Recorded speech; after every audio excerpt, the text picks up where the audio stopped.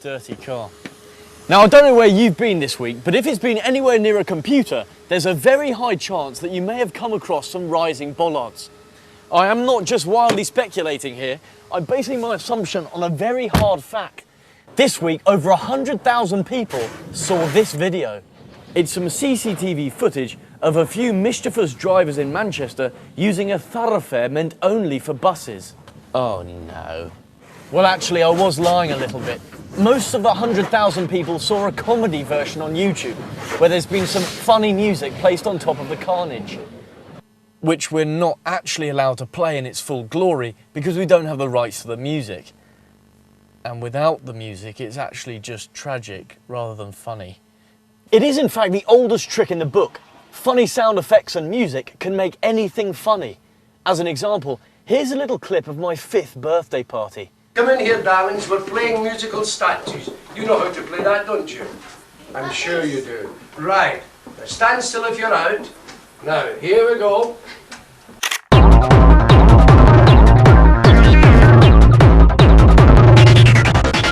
1, 2, 3. You moved your head because you were being nosy and you moved your head. Out.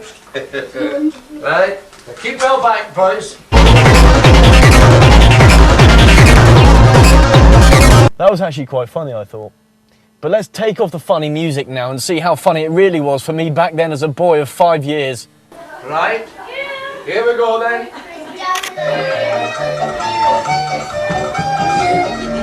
Hello boys and girls, it's Donal's father here. Sorry to interrupt the dancing, but I thought I'd wait until Donal's 5th birthday to announce that yes, he is adopted. Okay then, please keep dancing and have fun.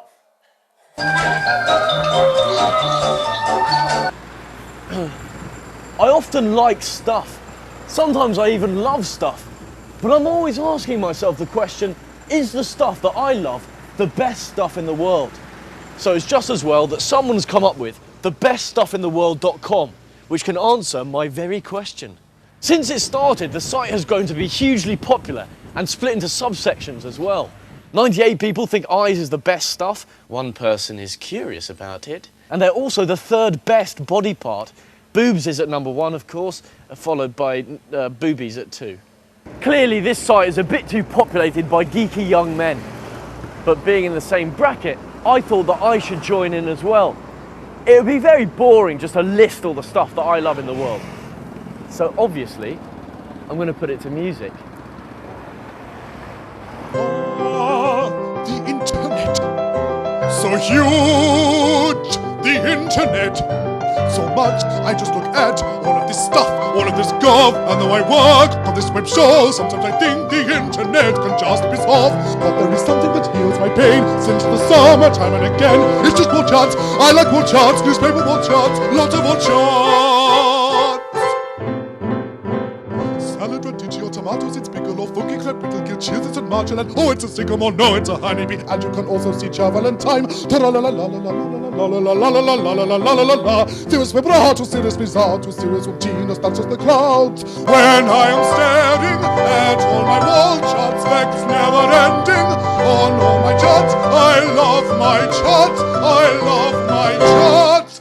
I love my charts.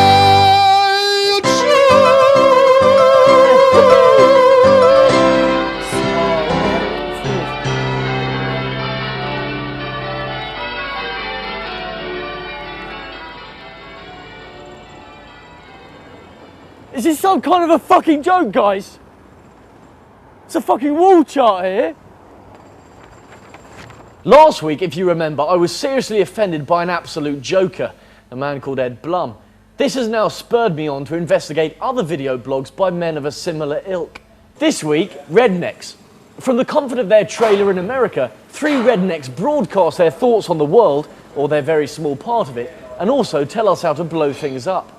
Bubba here going to show us how to make one hellacious firecracker. Well, he's not actually going to make one on screen, as that would be highly illegal, but he will be providing explicit instructions as to how someone else can make one. Yeah, well, if somebody were actually to do this, and post it on, say, Rever or maybe even YouTube, it could find its way into maybe one of our future episodes. I got in touch with them to find out just what kind of game they thought they were playing. To be honest, you three are the first rednecks that I've spoken to. So I'm basing all my judgments upon you. So You've led a sheltered life. very good. Now, I wanted to ask, like, my first major question was, when did you three fire your first rocket? Well, I fired mine. Well, I fire that a little more than once a year at 4th of July. Who lights your rockets then? Do you light your own rockets? I've never fired off anybody else's rocket. I want to make that clear right now. I've only fired my own rocket.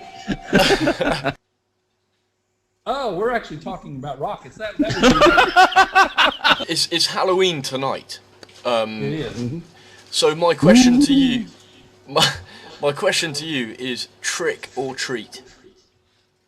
You mean we guess you got to pick one? Yeah, you have to answer in terms of what you would like to give.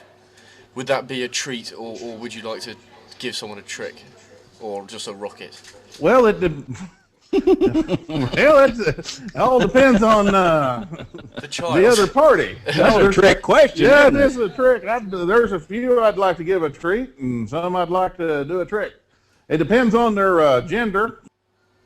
And age, or